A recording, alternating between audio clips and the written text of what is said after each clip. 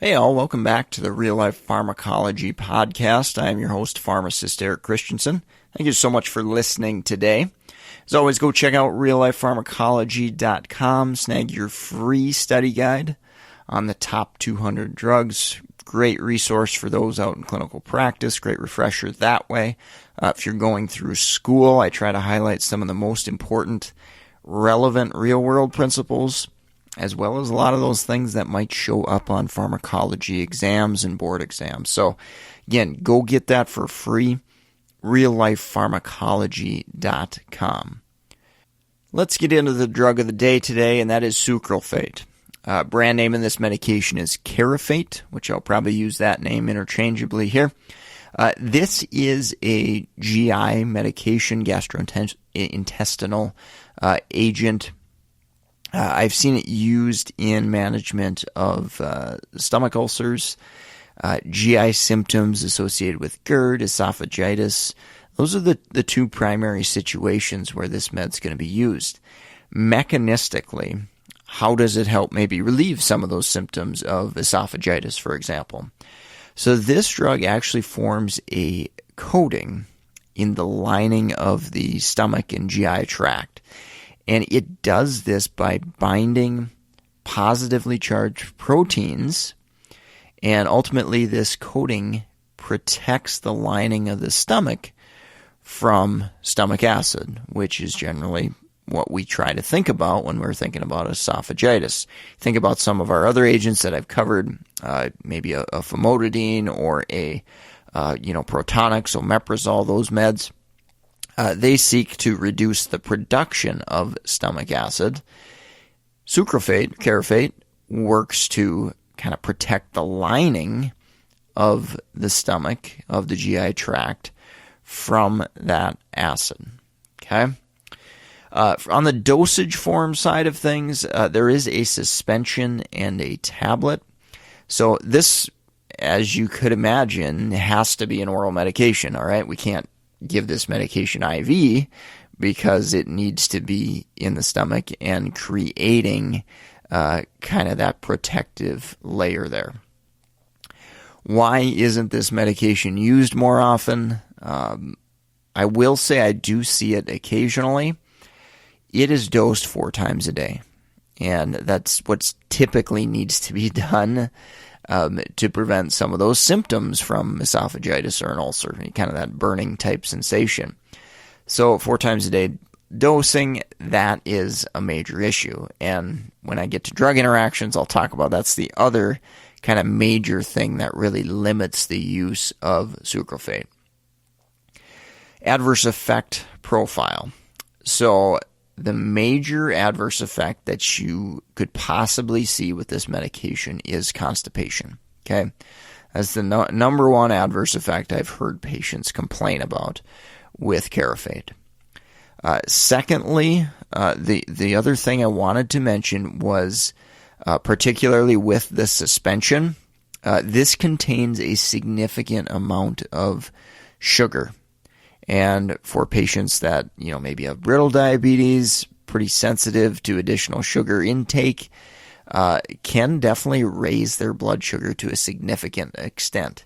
And think about it, you got to take it 4 times a day as well. So that's definitely something to educate and warn your patients about. Again, particularly those taking the suspension where there's kind of added sugar within that. Pharmacokinetics, let's touch on that briefly. So understanding that this needs to be dosed 4 times a day, it's probably got a fairly quick onset and a fairly quick offset of action. And indeed, onset of action with Sucralfate, probably in the ballpark of 1 to 2 hours. Okay? So again, we're going to work relatively quickly and maybe helping some of those GI type symptoms. But it also works its way through the body and gets out of there quickly as well. And again, that goes back to the negative of the 4 times daily dosing. Understanding that this medication is not significantly absorbed, that lends towards a pretty low risk of adverse effects, or at least adverse effects not in the GI tract. Remember I mentioned constipation, and then having the additive sugar with the suspension. Those are, that sugar can be absorbed, obviously, systemically. But in general, the drug itself is not going to be significantly absorbed into systemic circulation. So that minimizes risks of, central nervous system side effects or any other side effects for that matter, where it requires systemic circulation. Okay. One other point I also wanted to make is I have seen this medication used here and there, at least, in pregnancy. So again, minimal systemic absorption, that's definitely a good thing, and it's got a fairly good safety profile in pregnancy, and that's probably due to that kinetic fact that it really doesn't have a ton of systemic absorption. All right, so I'm going to take a quick break from our sponsor here, and then we'll wrap up with drug interaction, which is one of the major downsides to using Sucralfate.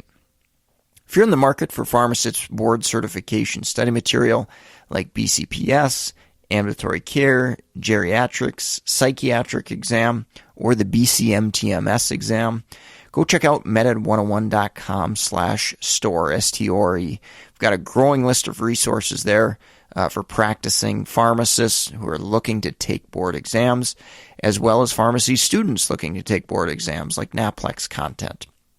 So again, all those links, meded101.com/store, S-T-O-R-E. If you're in the market for other study materials, or potentially just looking to beef up your clinical practice, your clinical knowledge, we've got books on case studies, drug interactions, and you can get your first Audible book for free through audible.com. So if you've never done Audible, never tried an audio book, this is a great way. Follow the links at meded101.com/store, and you can get your first book for free on audible.com. So again, go check that out. Follow the links and find that at meded101.com/store, S-T-O-R-E. All right, finishing up on drug interactions.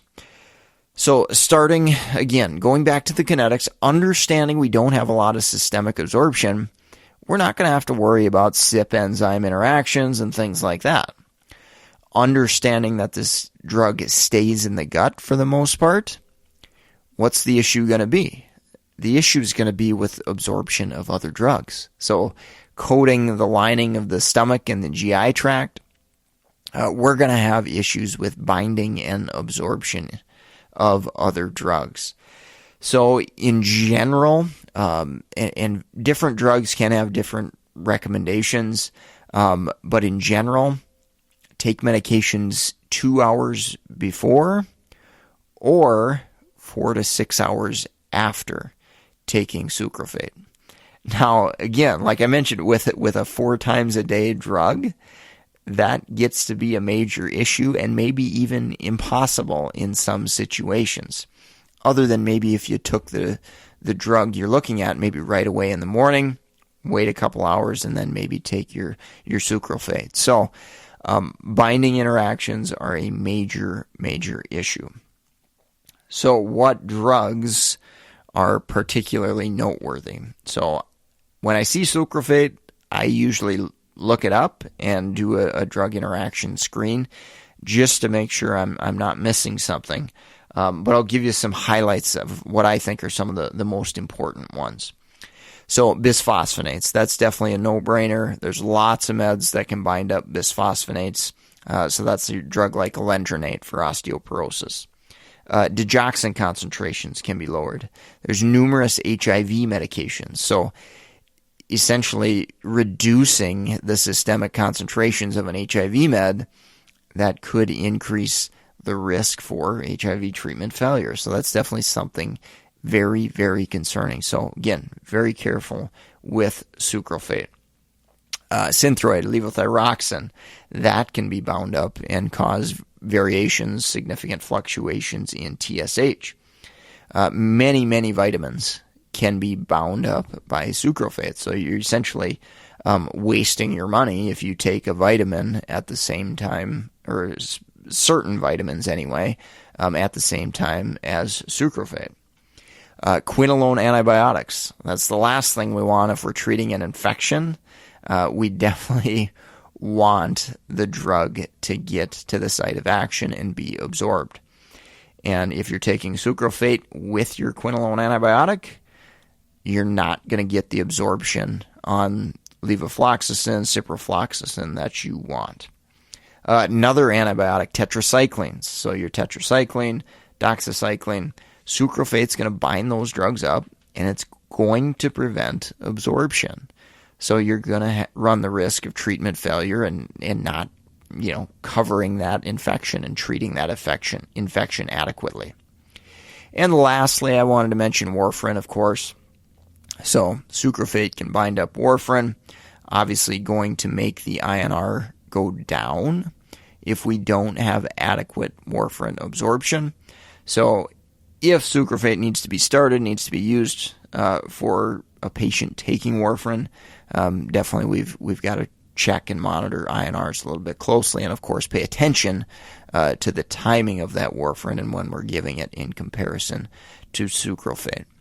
So again, the drug interaction reason, the binding up of many, many other drugs, and the 4 times a day dosing, those are the huge downsides of sucralfate, and again, why you don't see it a ton in practice. But occasionally, I still do come across it. There are patients that have tried it, used it, and they've had some success with it in managing, maybe their symptoms of GERD and that type of thing.